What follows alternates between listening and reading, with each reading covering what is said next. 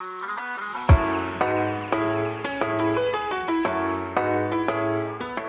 I'm Darla Beam with DB Leadership. Welcome back. I know we've been talking a little bit about goals and values and the new year, and we've all have a lot going on, right? And this is about how to stay organized amidst the chaos and not be anxious. So I'll just tell you a quick little story. Paula and I were talking, my business partner and I were talking, and we both are coming off of a long trip.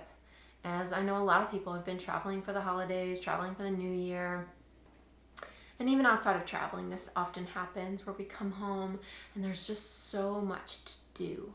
And it's just almost overwhelming, right? There's work stuff, there's home stuff, there's parenting stuff, there's if you're a child and taking care of your own parents, there's just so many things that we have going on, pets and all sorts of stuff.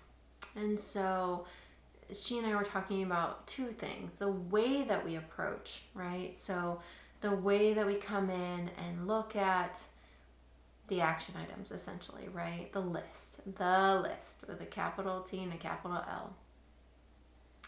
There's the how we want to look at the list, right? That creates sort of this inner state that dictates how we execute, how we get things done.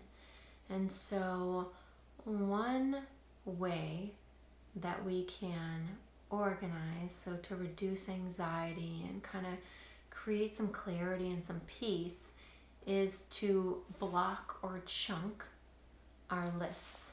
It might seem really simple, right? But we've talked a little bit about big rocks and we talked a little bit about values. So if we take our values, the things that matter most to us, and that might be your career, right? Or that's sort of maybe not exactly a value, but it is something that's important. So for me, my career means fulfillment. So career/fulfillment would be the category header. And then underneath that, the things that need to be accomplished. So I usually put my big rocks at the top, and then I put some of the sort of like smaller pebbles that need to go. Sometimes I put them in, sometimes I don't. Sometimes they just fall away naturally. And so putting them on a spreadsheet or on a clean piece of paper, even in fun pens or different colored pens is sometimes fun, or even if it's just simply organized. And continue to do that with each column, right? So it might be career and fulfillment, it might be parenting, it could be health, right? What are those things that matter most? And organize your to-do list. And if there's something in your to-do list that doesn't fall under one of your values, really take a look at that. Really take a look at those things that really don't matter. And start to ask yourself, where are you spending your time?